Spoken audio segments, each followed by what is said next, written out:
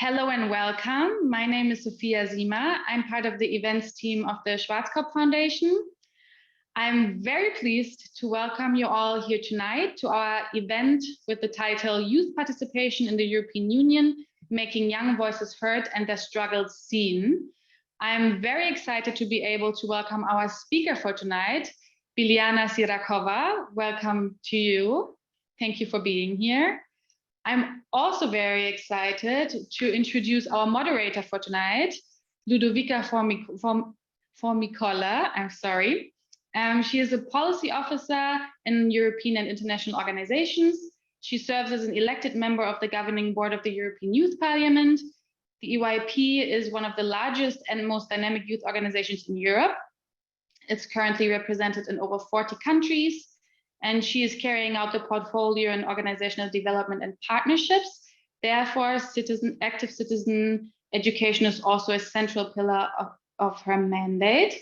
Vicky also holds a master's degree in global economic governance and public affairs with a specialization in digital democracy and a bachelor's degree in international relations and diplomacy. A very warm welcome to you, Vicky, as well. Hello, thank you very much for having me. Thank you so much for being here. So before I hand over to you in a minute, I do have to give you a few explanations about tonight's schedule. We will start off by hearing a short input statement from Biliana. After that, Vicky will start off the conversation with a few questions.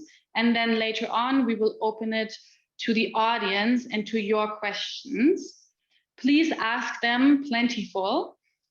You can ask questions in two ways, either by writing via the question and answer box that should be visible at the bottom of your screen, or via the raise your hand function. Here, Vicky will call you by your name and give you permission to speak. This then needs to be confirmed briefly by you, and then you can ask your question verbally as well. Please note and remember that this whole talk will be recorded. So yeah, just in case you do ask your question verbally or in a written form, keep that in mind. This is it from my side. I'm very happy to start the talk now, and I hereby gladly hand over to you, Vicky. And yeah, I hope we all have a lot of fun and it will be really informative. Thank you very much for handing this over to me. Thank you so much for having me as the moderator of this online talk tonight. And I wish to give a very welcome welcome from my side to Ms. Biliana Sirakova. Thank you for being with us today.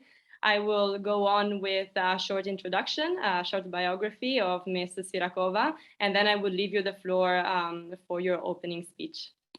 So in June 2021, the European Commission has appointed Ms. Biliana Sirakova as the first European Youth Coordinator.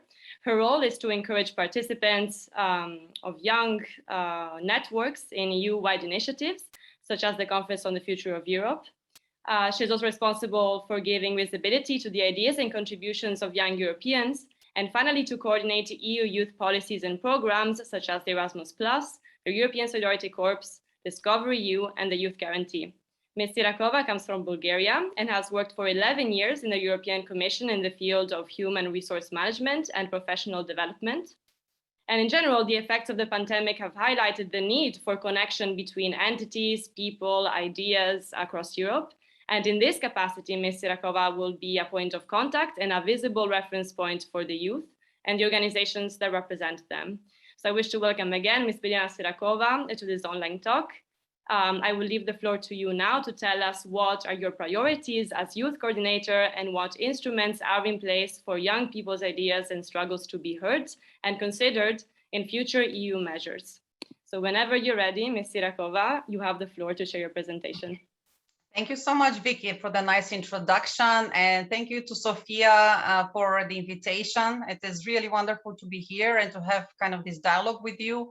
As said, I have prepared a short presentation, but I'm very interested in also getting your questions and comments and reactions.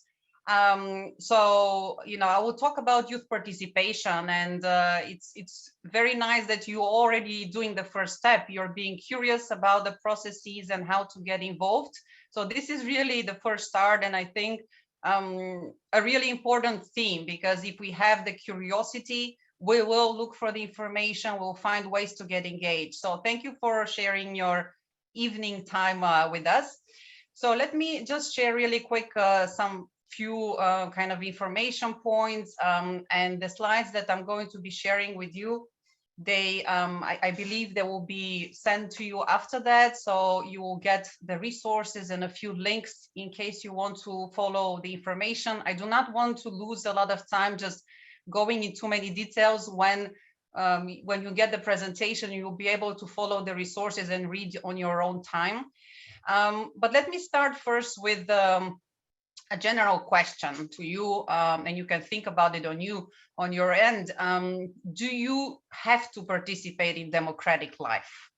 And I've underlined there, have to. And I'll tell you kind of my take on it. I think in generally, if I have to be honest, not really. There are many people, young people, or it doesn't matter, citizens who go through life not really, taking an active citizenship role.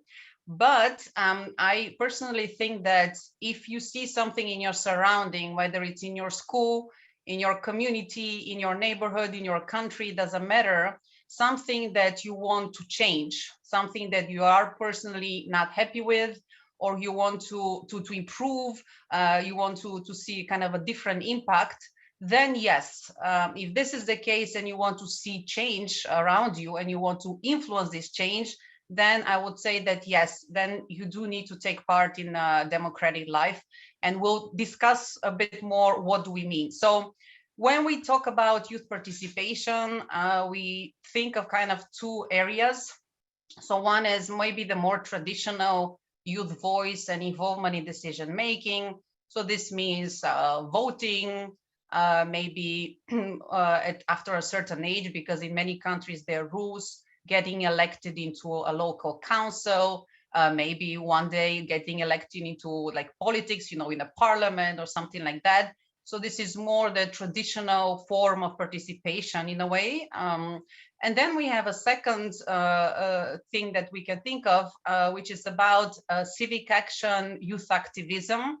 And I think in recent, basically years, decades, what we see with young people is that they are less interested visibly in politics, what they're following politics and what is going on, but they're more interested in these more non-traditional forms of participation. They stand up for causes, they sign online petitions, start social movements, strikes, etc., etc. So this is more on the kind of activism part. So this is what we are talking about.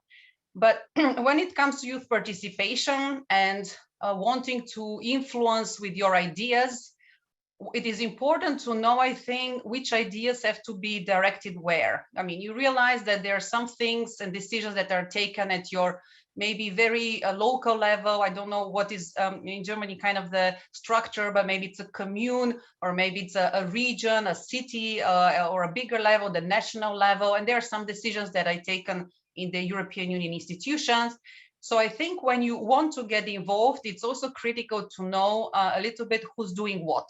Otherwise, you may have very great insights, you want to take part, but then who do you contact for what? So I will discuss about, from my perspective, kind of the EU level, and more specifically, what are the competencies of the European institutions, especially the European Commission, wherein I'm working in the field of youth and education a little bit, because when it comes to EU decision making, there's sometimes misconception about what is Brussels deciding. And when they say Brussels, it's not too clear. There's the European Parliament in Brussels, member states meeting, the Council in Brussels, and then there is the European Commission, which is the administration part, the executive branch of the EU. So it is not exactly clear sometimes who is doing what. And so I want to clarify the scope in terms of specifically when it's the Commission, what can the Commission do when it comes to youth and what it cannot. And maybe there are some things that are in the member states' responsibility. So I have a few questions for you to think about, just to yourself. The first one is, for instance, we can think of a situation where the Commission asks member states to include EU knowledge in the school curriculum so that EU structured decisions are taught in all the schools. Do you think that this is possible, true or false? Then we can think of another situation. If all member states agree, can the European Commission propose that the voting age in the EU is lowered to 16? Right? And this is something that is advocated by many youth organizations. And then thirdly, with member states and the European Parliament approval, the European Commission can work to harmonize rules on digital education, right? So that we decide what kind of curriculum is taught digitally, what stays in physically in the classroom. So if you think about all of these, actually the answer is false on all of them. So it's just an example to demonstrate that there are certain things that the Commission can do on its end when it involves youth and education, and others that we cannot. And just to clarify, I mean, technically, I hope it's not like too boring for some of you, but the competencies that we have are at different levels. So when it comes to some fields, the Commission is solely responsible, but there are very few areas. For instance, the euro. The euro is only the Commission is responsible for setting the legislation in the euro. But when it comes to competencies on youth and education, the Commission has so-called supplementary or supporting competencies. So these things, youth and education, generally member states are responsible for them. They can do whatever they want in that field, although they have agreed to cooperate at European Union level. For instance, when it comes to developing the quality, exchanges between teachers, mobility for learning as part, for instance, Erasmus programs, etc. So here, what the EU can do is support and supplement actions, but it is member states that can, the Commission cannot propose or, you know, kind of a legislative binding acts, as we saw in the previous question. So I think, sorry if it's like a little boring this part, but I think it's so critical, because when we talk about youth participation and the influencing the decision-making process, there is also a part where, as I said, you have to know how to get involved. There is a certain knowledge about the processes, how they look like, who's doing what, who to contact and how, and even how to formulate your ideas. And we, of course, work with youth organizations very closely, because many of them, I believe the Short Cups Foundation as well, are working to support you in this process as well. So let me talk briefly about this competence in youth policy and what we can do at the Commission level, what we do. So one thing is that we have established a youth strategy. So this is kind of our agreement, the agreement between member states who have agreed to this strategy, how to cooperate in the youth field. So certain things, for instance, the EU coordinator role, my role, was part of this strategy. So member states have agreed, we'll have this role, and this will be someone who will be coordinating these actions. So this is part of the youth strategy. One other aspect, part of the youth strategy, is these 11 youth goals. So this is our vision for youth policy, not actually I would say our shared, because this is not something that the EU institutions put together for young people, but it is actually something that young people came together as part of this, what is called EU Youth Dialogue, and they together developed this vision. So this vision, maybe some of you are familiar with, these 11 youth goals. So this represents the vision of what young people have said is important for them, and this is where they want the institutions to concentrate their efforts. And of course, there are 11 goals, so it covers pretty much everything, although still it gives us a good direction. And also under each youth goal, there are specific targeted measures. This year, maybe I can mention this process that we have called the EU Youth Dialogue, concentrates on goal number 9, which is about space and participation for all. And from next year, in the next cycle, which I'll talk about a little bit, the goals that we'll be working on is sustainable green Europe, and then goal number 3, inclusive societies. So these goals are important because they help us guide the actions to reach the needed objectives.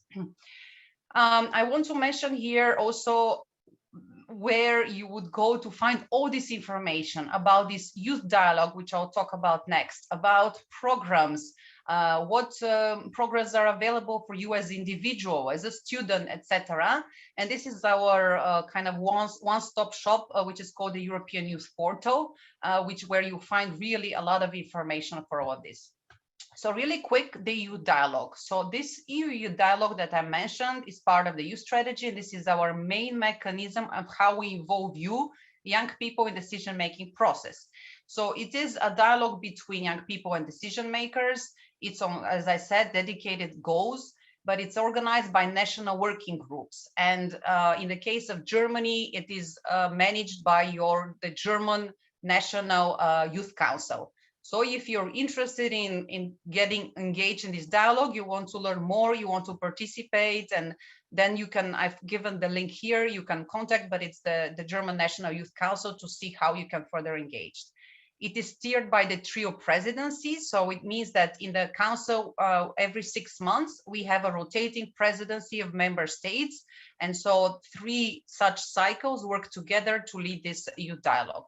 See, this is the main mechanism that we use to engage young people, to hear input from them, and to help us basically progress on these different youth goals and the strategy. One more thing that I want to mention is this conference on the future of Europe, because this is currently ongoing, and it was started in May, and this is another big exercise where we really welcome young people to participate, because this is a first. This is a kind of a new form of participation. I mentioned that we are moving nowadays with more and more kind of original new ways to take part in decision making, and the conference on the future of Europe is such an example. This is happening for the first time, and it has a few elements. So one of it is an online multilingual platform, so you can it is accessible in all of the EU languages, and where citizens submit ideas on specific topics of that you can. There are 10 topics, so there is quite broad. There are events going on at national level. You can make comments on others' ideas, and what will happen with all these ideas, they will be looked at in these citizen panels. So there are panels which are largely by citizen. We have invited just random citizens representing all member states, real people, to debate these real issues. Then they will go to a different cycle anyways, but all the institutions have committed to follow up on these citizen ideas. So this is it's a very new democratic process. For now, it is expected to last 1 year until spring. But I really think this is kind of the future. This is the future where citizens have this is accessible to them. They give ideas, there is a reviewed, evaluated, and there is follow-up. I really hope that we can see more and more of this. So I just put a few things on how you can get involved. I will not go into too much details to use the visuals, etc., but you can look at the links a bit later. Another thing to mention is maybe the European Youth event, because it started this Monday, and the main event, the online platform Open, is on 8th and 9th of October, and any one of you who's interested to take part can go to the website or just Google European Youth Event. This is an event managed by the European Parliament. It has a broad array of different sessions, activities which you can attend, and you can learn so much about influencing decision making. We have a session on the Erasmus Plus program. There is just so much there. I mean, I really recommend that you take a look, because also it's happening this week.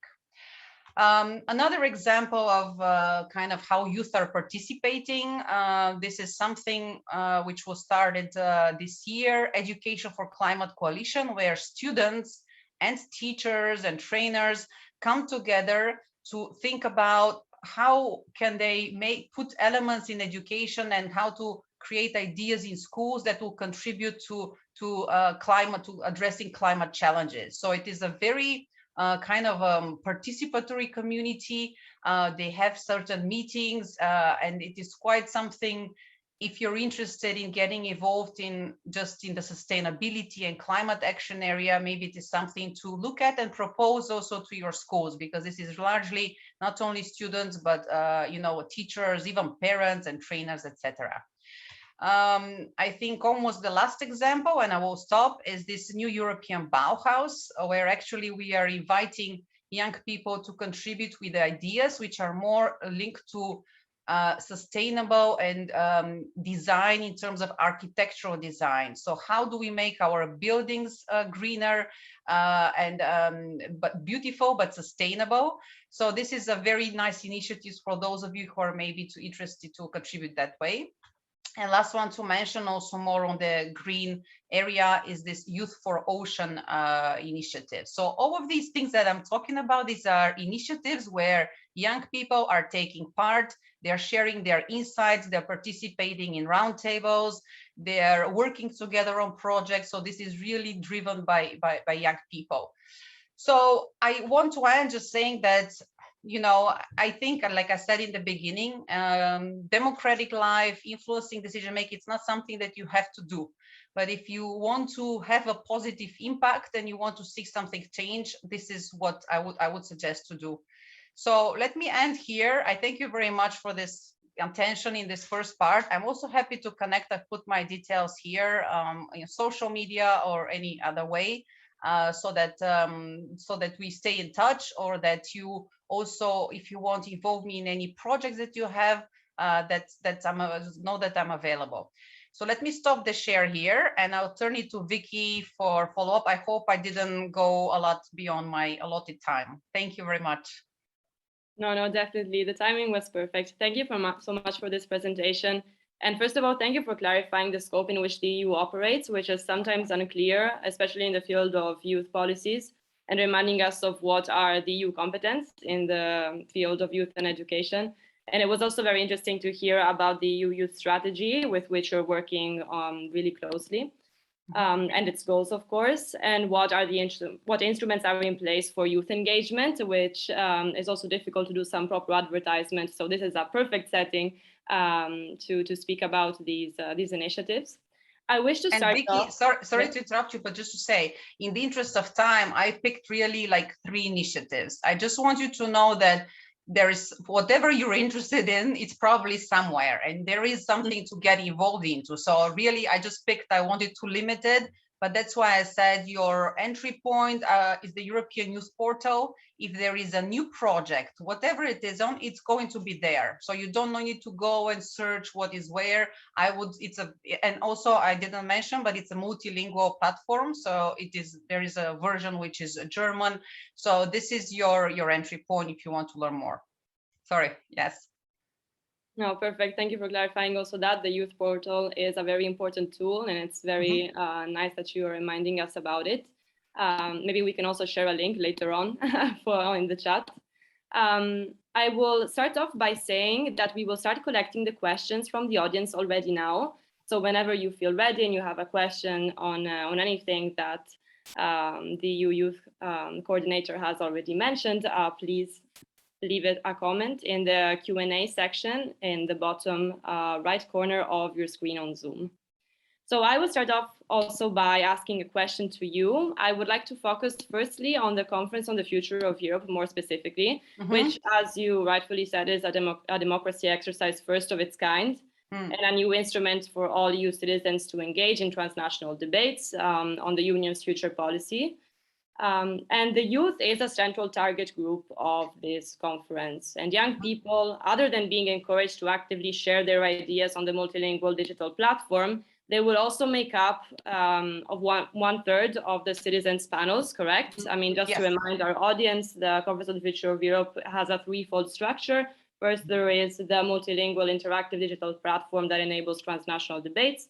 Then there are the citizens' panels, which try to find a synthesis of the opinions gathered through the multilingual digital platform. And then the conclusions will be drawn during the conference plenary through the help of the executive board that will then present the results to the presidency. Yet, there are also many other initiatives launched by the Commission and Parliament to include the youth in policymaking processes. However, there are some shortcomings that both the conference and other instruments are facing. Specifically, the extent to which EU citizens will be involved in deliberations in topics is still a topic of debate. And within the conference framework, the final conclusions will be drawn by this executive board. But still, given that the civic engagement is the ultimate purpose of this initiative, it is clear that also the conference plenary shall have a say in those decisions. And how this is going to happen is still not clear. So in general, often these initiatives, which include the youth or citizens in consultations, in public consultations, are sporadic or are tailored to a specific topic or event or anniversary without establishing a permanent channel for communication between the youth and EU institutions. Another example is that the EU Youth Dialogue that you have mentioned still lacks some national contact points. I've noticed for Italy, for Bulgaria, for Poland, and Greece. So I want to ask you, given that also at the beginning of your mandate as European Youth Coordinator, you said that promoting the sharing of good practices is among your priorities. What is your plan to ensure that these instruments actually establish long engagement and ongoing engagement? And what has been successful so far? And what instead are the shortcomings of these initiatives, in your opinion? Yeah, okay, thank you so much. So yes, I mean, some of it has been, I think, quite successful as part of this EU Youth Dialogue that we have. Every time there is kind of an impact, for instance, in many cases, there was a legislative document that have come as a result of it, where, like I said, I mean, there are certain things we can legislate and rules that we can create and others not, but there have been changes as a result of the Youth Dialogue. But also we have an ongoing relationship with youth organizations. I mean, we are very, I can give, I mean, with a few, I don't want to mention because with many, but for instance, the European Youth Forum, because it's an umbrella organization we work closely with, they're part of the Youth Dialogue. They're actually, the president of the Youth Forum is also part of the now, the plenaries, the citizen plenaries, the Conference on the Future of Europe, etc. Because as an umbrella organization, in the European Youth Forum, all of the national youth councils are represented, you know, and then in addition, youth NGOs at European level are all members of the forum. So the forum kind of can cascade information to the different nations. So we have quite good relationships with all of them. But there are certain things that I do want to work on to improve better.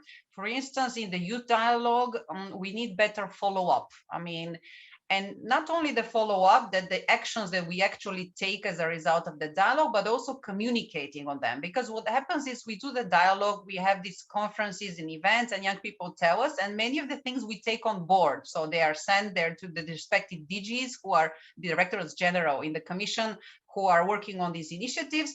But then it's difficult sometimes, maybe some time passes for these projects, years, and we do not always communicate back to people and say, listen, you gave this idea, this is what we did, or we did not do, this was possible, this was not possible. So just giving back the feedback to close the loop is quite important, I think, because if we do that, then young people know that, okay, my ideas actually it ended somewhere, it resulted into change, and they're more likely to do that again. So closing this loop is very important.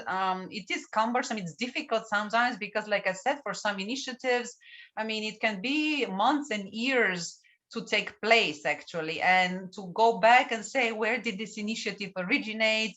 It's sometimes difficult to dig out, but this is something that I really want to improve. And because it is happening, many of our projects, initiatives came from really like regular people who suggested them. I mean, for instance, we have, I didn't talk about it, but another example of these citizen initiatives, they are a little bit more difficult because it's also a relatively new thing where you have to gather signatures from a number of member states, so it's representative, but already 6 such initiatives have been successful. It means that someone, a citizen, has decided, for instance, there is one on the end the cage age, so against animals being bred in and living in cages. And so a citizen or maybe an organization has decided they want to put a stop to that. They have really been active in that, gathering the signatures, etc. It did take maybe close to 2 years or something like that. But at the end, this initiative is successful, and the Commission is putting now forward legislation to ban cages for animals. So just to know that this is a real thing, you know, it was started by someone and it was successful. So I think that's quite important in terms of communicating this. Thank you very much for answering this extensive question. It is also true that the European Citizens Initiative has been revised recently in the past years to make the process more smooth. because out of, I believe, 59 or 60 proposals, in the end, only 6 got through, at least between the first period before the review.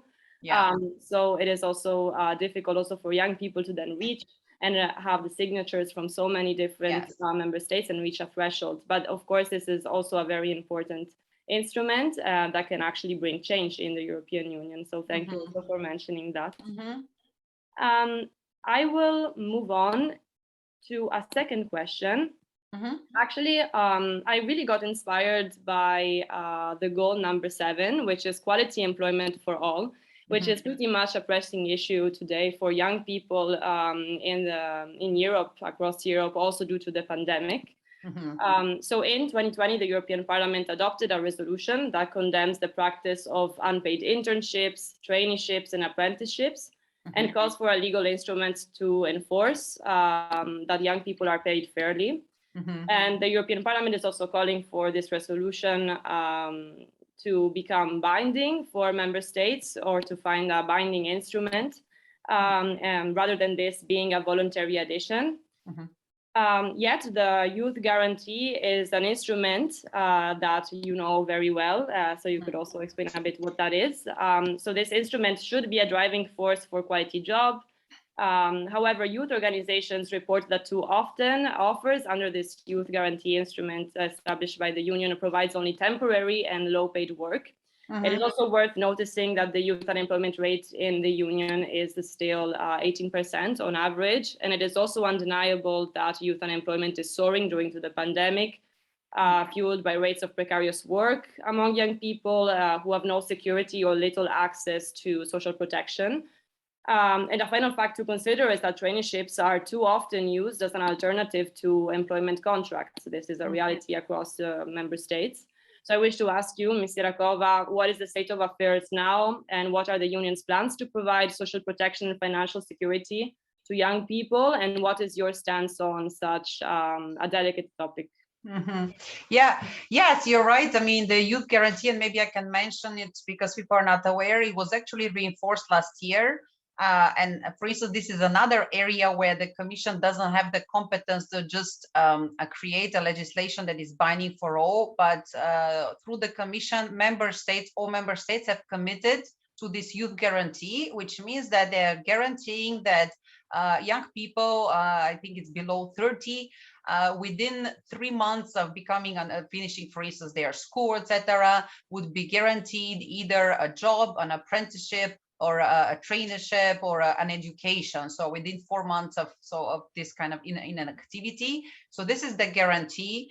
But I cannot unfortunately speak too much about the how it is applied yet, and at the member states level. I know that it depends. In some countries it is more followed strongly, and we know that there is, in terms of the reporting, we know what is exactly happening, and in other places it's still to come.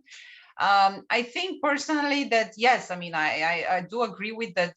In terms of doing work that is unpaid, it's not something that is acceptable, unless it is because we have, of course, in the voluntary programs, we have in the European Solidarity Corps project where it's voluntary based.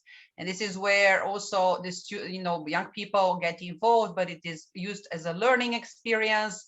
And sometimes this is, of course, very valuable. So I think in general, at this stage, this transition from education to employment, it is difficult. And sometimes it's a matter of getting your foot in the door and maybe creating the network and the contacts, and not probably immediately like the paycheck for a few months, but creating the network and also taking the skills, the education aspect. But I cannot tell you too much more about it. It is a little bit in terms of the kind of the employment sphere, and as I mentioned, it's a little bit more in the national level. But in general, I think you're right, and this is why you mentioned that we are against when young people are used instead of creating jobs.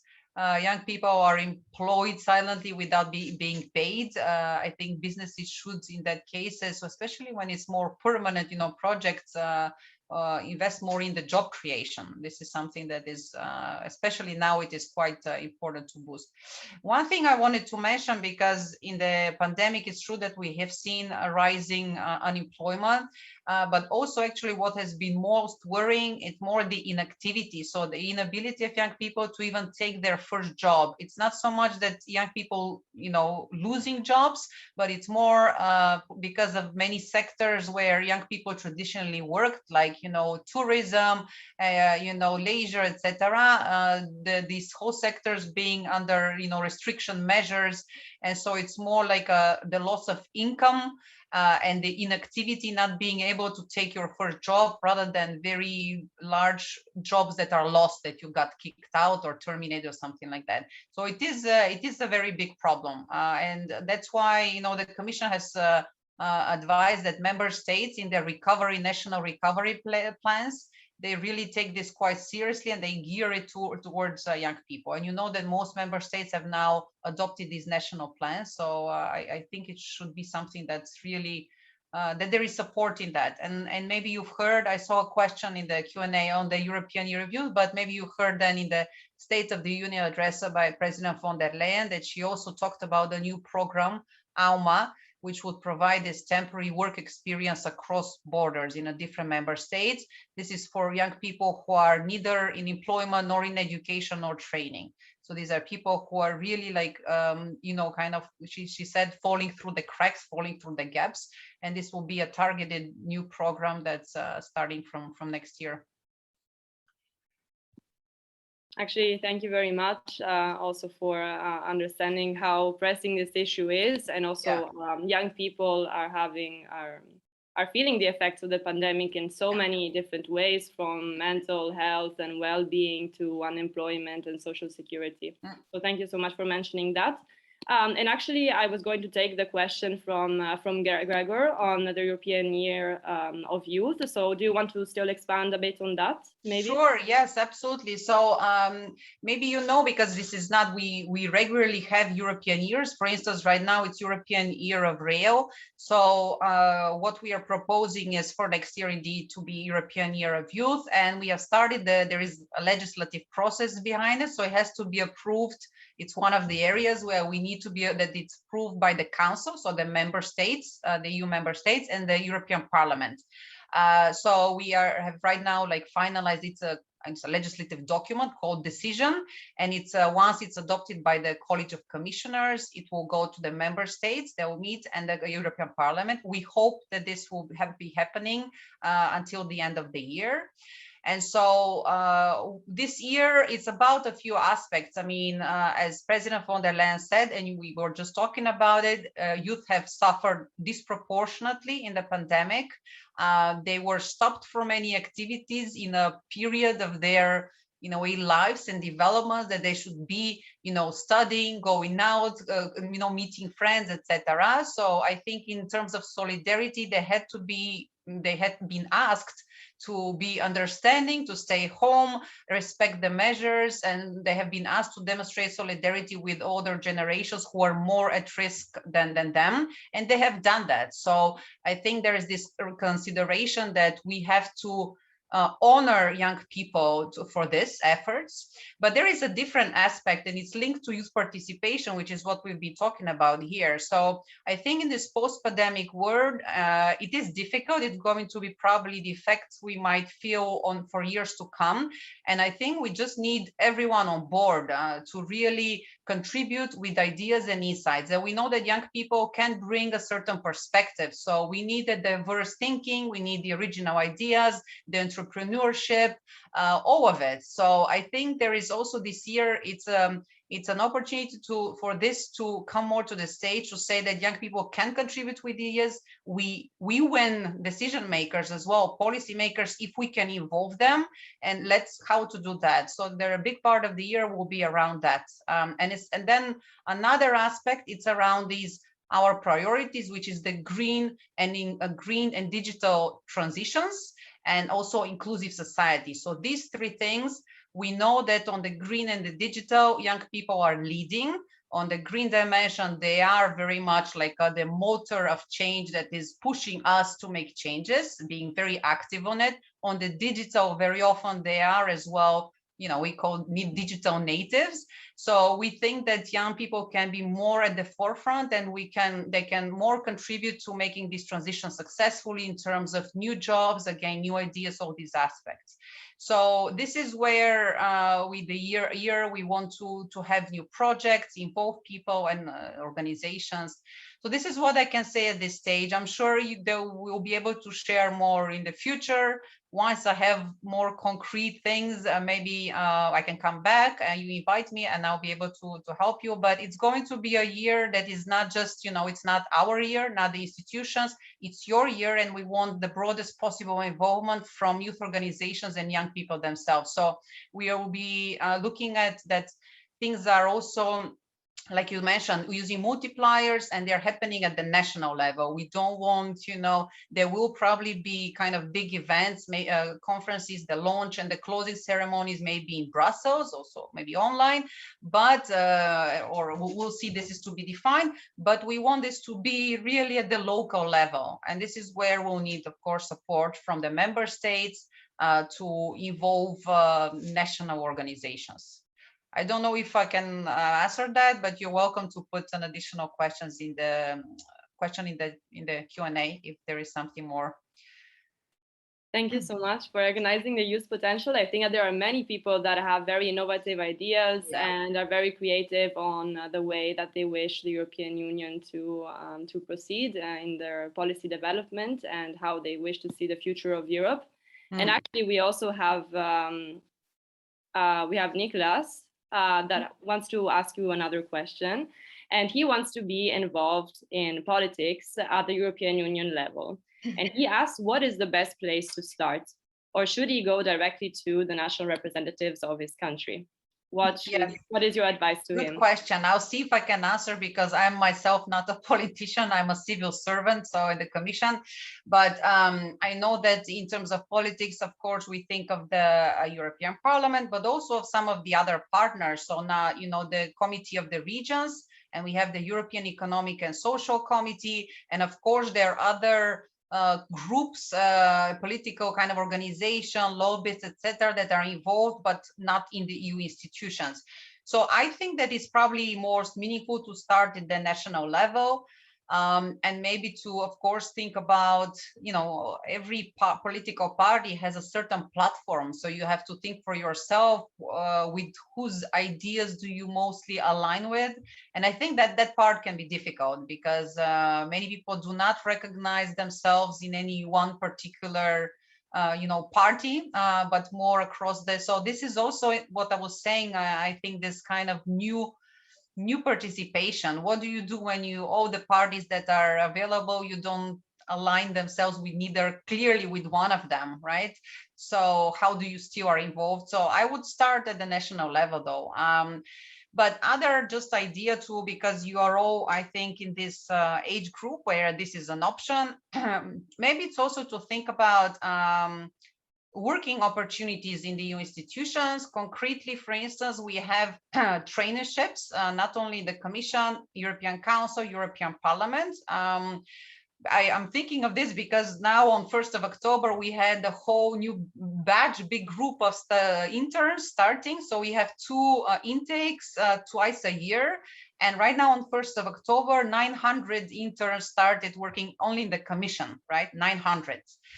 They are coming from all across EU member states. And actually, we even have a certain quota for out of the EU interns. I think, and this is a paid opportunity, even though, I mean, don't expect you will not get rich or anything, but for sure it covers, you know, the necessary necessary expenses. And I do think that this is a good way to also understand a little bit from the inside how the institutions are working, to expand your network. to link with other people, you know, whether decision makers or peers, etc. So maybe it's something also to consider. As I said, you do not lose twice a year. You can keep applying. Yes, it is competitive. It is competitive, but it is something. It's an idea, and there are also traineeships in the council and in the parliament, and I'm sure in other organizations as well. So this can be a good start in terms of. And there's no age limit for that. You don't have to be so this is as well an option. It's worth considering. I have all the trainees that we've had in the institutions, they have been, you know, they've said that it's really changed kind of a little bit the course of their lives. So it is something to consider. Yes, definitely. They are indeed very competitive. However, having the chance to work in a directorates generals or an agency within the European Commission is an incredible opportunity. So I also encourage you to apply. I have applied myself in the past, and I think it's just a wonderful opportunity for young people to get in touch with, to actually see how EU institutions work. Yes. So thank you for mentioning that. And maybe also the Schumann traineeship for the European Parliament, other than the Blue Book traineeship for the Commission. Yes, and just to mention maybe as well the European yes, it's the Youth Parliament, the European Youth Parliament, which is, I believe, organized under the umbrella of the Schwarzkopf Foundation. So it is something that you can definitely check it out, because it is also a very good, it will give you kind of the learning experience and the network and the contacts as well. So maybe it's something that you can, and I'm sure Sophia can send participants more information on it. And I'm sure, I think it is on you can check it on the website. Yes, actually, I am part of the governing body of the European Youth Parliament. So thank you very much for mentioning us. And I will right now just send you the link in the chat so that you can check out our website. So what we do is that we are a peer-to-peer educational program that brings together young people from across Europe and beyond, actually, to develop some opinions on pressing issues of our time. So our mission is to inspire young people to take action on anything, any topic that affects our lives and will affect them in the future within the EU. So please check out our programs. We have some national declinations in 40 countries, so not only the 27 EU countries, but also beyond. And we organize events aimed at raising awareness on European affairs throughout the year, both digitally, in hybrid formats, and in person, hopefully, in upcoming months. So I welcome you to have a look at this link, and please feel free to contact me. I will also leave my email if you are interested later on. And actually, I wanted to ask you, now that we're speaking about the European Youth Parliament, about traineeships and mobility in general, we know that the new Erasmus Plus and the European Solidarity Corps programs, 2021-2027, were launched this year. So my question to you is, what do you want to enhance in these EU programs, such as Erasmus Plus, Discovery EU, and the European Solidarity Corps? And why should young people take part in these programs? Can you tell us something more about them, and what are their benefits for young people? Yes, absolutely. Yes, I mean, there are a few novelties in it, and one is exactly some actions that are linked to youth participation that are new. So projects linked to youth participation, where young people are in charge of creating their projects. So by young people, for young people. So this is kind of a novelty there.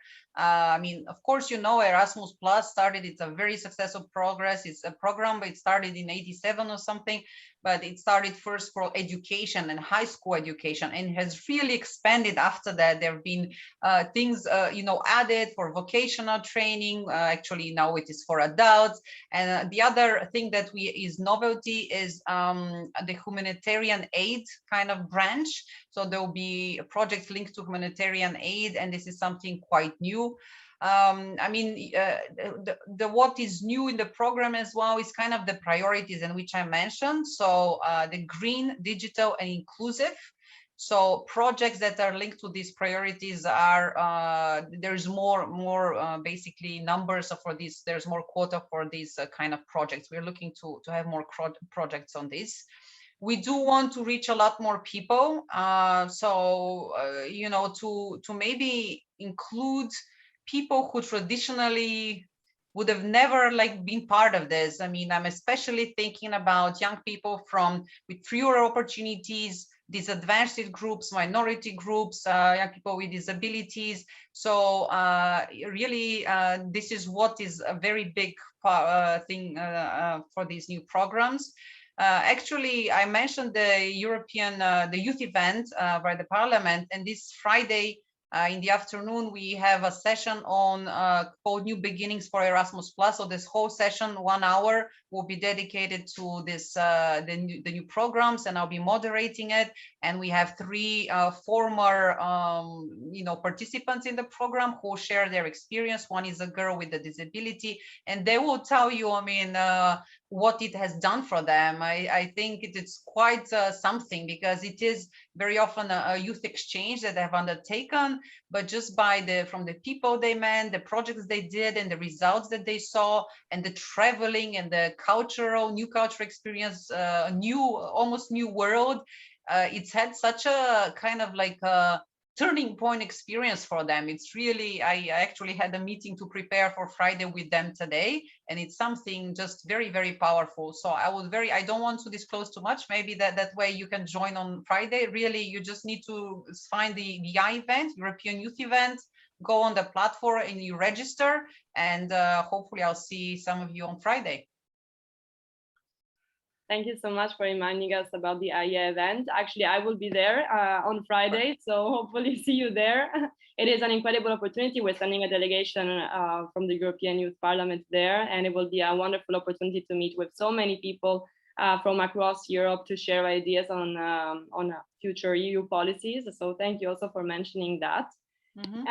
And actually, I wish to build on your question, on your answer, mm-hmm. Considering the opportunities that the EU is building to include disfavored people or people coming from rural communities or minority groups who are not traditionally reached by EU policies or EU programs. So actually, we have another question from Gregor. Who asked if the European Commission tries to engage people coming from these groups that are not usually part of these initiatives, and if there are some projects that are built for the inclusion of such groups and to boost their participation, other than the European Youth Event. Yes, of course. Yes, it is part of the programs there. So it is part of that. And as I said, we have now more and more projects that will be going. But the difficulty we have is exactly with the outreach. And there we have to rely very much on youth organizations. Otherwise, we cannot just be through Brussels reaching somehow all of these groups, especially you mentioned remote areas. Well, it was in the comment, in the question. People from like disadvantaged backgrounds, they are not following probably the youth event, and they're probably, I mean, now I hope I'm wrong, but they might not be even in this session today. So that's a very difficult thing. We always need to work through kind of multipliers and at national level and look at the organizations, how to do it. I mean, we are trying new things, in terms of now, like social media and kind of online, the digital means give us more possibilities, because even with those groups, they are using a lot more digital tools than in the past, and as more becomes available. So maybe this is one avenue which we can explore further, how to do that. And in terms of communication at local level, that we have representations in every country, and when there are big events, it's included everywhere. I mean, in news, etc. But it's really a difficult thing. It is a very difficult thing to do.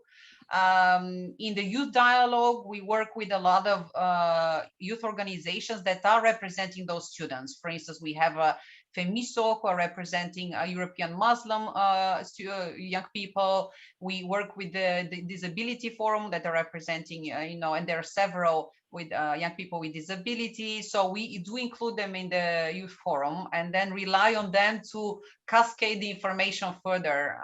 But always looking for more ideas. As I said, next year, the whole EU dialogue, apart from the Green Sustainable Europe, it will be dedicated to inclusive societies. So I hope in that context we'll get a lot more ideas, suggestions of how to do that. Absolutely. That's wonderful. Thank you very much. And now I wish to draw the attention to the participants. I don't see any further questions for the time being, but I wish to remind all of our guests that you can also raise your hand if you want to speak up with the spontaneous questions, and we will definitely give you the floor to speak. Since we have just 10 minutes left, I encourage you to make your final questions. And now I would like to talk a bit about goal number 10 of the European Youth Strategy, which is Sustainable Green Europe, as this topic is extremely relevant for now for the youth and for our Earth and more in general, considering that the worst impacts of climate change will be almost irreversible by 2030. Yet young opinions are most often disregarded in climate policy in favor of those more powerful interest groups. Yet thanks to the rise of youth movements such as Fridays for Future, which you also mentioned during your initial speech, young people were finally able to have some visibility. You also mentioned many programs such as the Education for Climate Coalition. I believe there is also the European Climate Pact in place, which is an EU-wide initiative that invites young people to come up with solutions on climate change. And these are just some of the examples of initiatives launched from a top-down approach, let's say, from the European Commission. However, there is always the question on how to follow up on projects, even in this field, so in environmental policy, which is so to build up on our first question on the Conference on the Future of Europe. So how is the EU planning to put young people at the center of climate policy making? So in other words, other than giving European youth the chance to be informed and win a prize maybe on a project proposal for the environment, is there some strategy in place to have young people have a relevant say in EU climate policy decisions? For example, in the fields of renewable energy, pollution or waste management, which are often out of reach for young people? Yes, there is. But again, we are going to the sphere of many projects happening. I mean, I can mention, for instance, a few. This summer, the European Economic and Social Committee started this new roundtable, sustainability and climate roundtables. The whole thing was initiated with the Vice President Franz Timmermans, who is the one responsible for the EU Green Deal. And in these roundtables, we actually have like youth climate activists. So this is a roundtable. It's not, I was part of the first one more a little bit as an observer, but there were about 10 youth climate activists where they were actively, like really the Franz Timmermans, he was more into the listening position. They were saying, inputting their ideas and suggestions. And this will be a continuous process. So it doesn't start there with this one event, but this will be where this dialogue will happen. And then there will be follow-up taken in the Commission. So this is one way. I do not know yet if this will be continued with this, because these young activists, some of them are, for instance, also part of the UN kind of climate advisors group, etc. They're at different levels. I'm not sure what the intention is, whether to change the participants every time, but generally there are people who are representing quite well the voice of young people in this field. This is one project, and I think there are other initiatives like that. I mean, I mentioned the Oceans Forum as well. We have in many things, for instance, in the European Year of Rail, which also has very strong green dimension.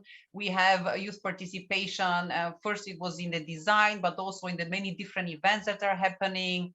There are quite many things. There are quite many hints by Director General's Environment and Climate, smaller projects. And what is happening now is more that they're involving young people from the design stage. So it's not just to inform them once this is all done, but actually to consult much earlier on it and to inform them then. And I think this is where what we want to expand further, basically.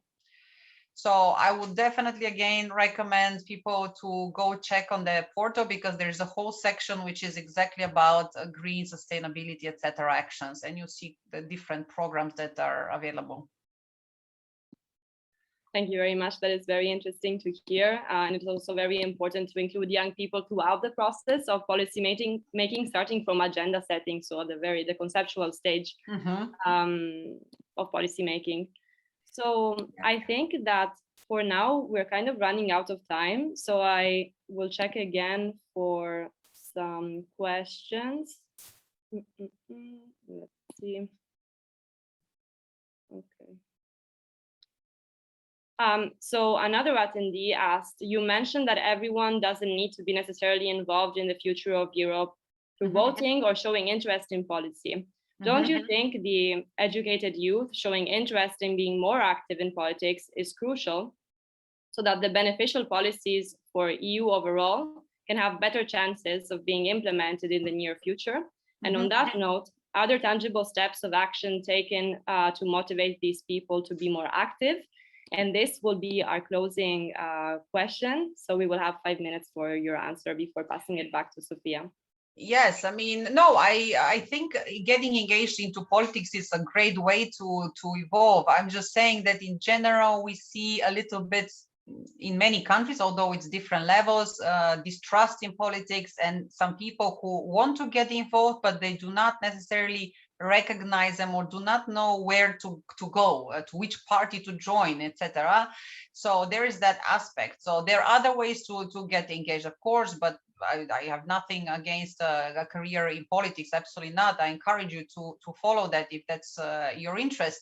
So tangible actions to motivate young people to be more active. I mean, we talked a little bit about education, and I had the kind of 3 questions on you, whether EU knowledge should be part of the curriculum, but there's also not only EU knowledge, but there's also like a citizenship education. I think this is our active citizenship for education. So this is something I really do not know. I'm not familiar with the system, for instance, in Germany, but in many countries, this is not something that is very much talked about in school. Many have some kind of a subject, but the level it varies. So I think in terms of the education, this is quite important from the very early stages, people to understand a little bit the process. And basically it's about showing them that there is a point to get engaged, and they can create a meaning, they can create a change. So this is quite something important, having good role models. I mean, fortunately from the political world, very often we hear more the scandals, and recently a couple of days ago we heard more, and there is less like the very positive models of like good people who have gone to politics and have done good things. Maybe that can be more. I mean, I'm sure the media have a role to play in that, that they don't go just after blasting all the kind of negative information. So that's quite important.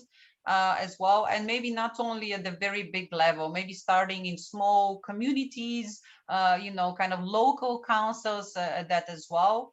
So maybe these are just some ideas. I'm sorry, I haven't done this career route, so I do not have a lot, but I do in general believe also when we talked about the green aspect, that it starts in education.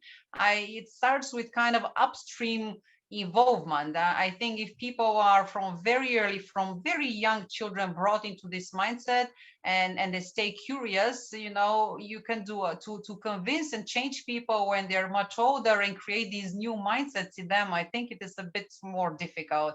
So for me, maybe there is a special role in education, and I'm talking into it broadly, formal, non-formal, all kinds. So this is kind of my take on this. Thank you very much. It is very interesting to hear your perspective on this. And I think that even the attendees to this online talk are all very much interested in politics and civic engagement. So this is definitely a good question to ask. However, active citizenship can be done in so many different ways, as rightfully you were mentioning. And youth organizations offer many initiatives and many programs to develop skills on active citizenship, so that young people know what to do and who to contact if they want to advocate for a cause in which they believe in. And other than that, it is also important to mention that any one of us can also have a huge impact in the private sector, so in the corporate world. So not necessarily by taking up a public office if it's not in your personal inclinations. So there are many different ways of doing that. And I think that this talk has been extremely interesting and very fruitful to get to know all of the instruments that are in place to influence EU decision-making and having the voices of young Europeans heard within EU institutions. So thank you very much. Ms. Sirakova. It has been an incredible pleasure to meet you and have the chance to moderate this talk. And I will pass it back to Sophia now for the concluding remarks. Thank you all so much. Thank you.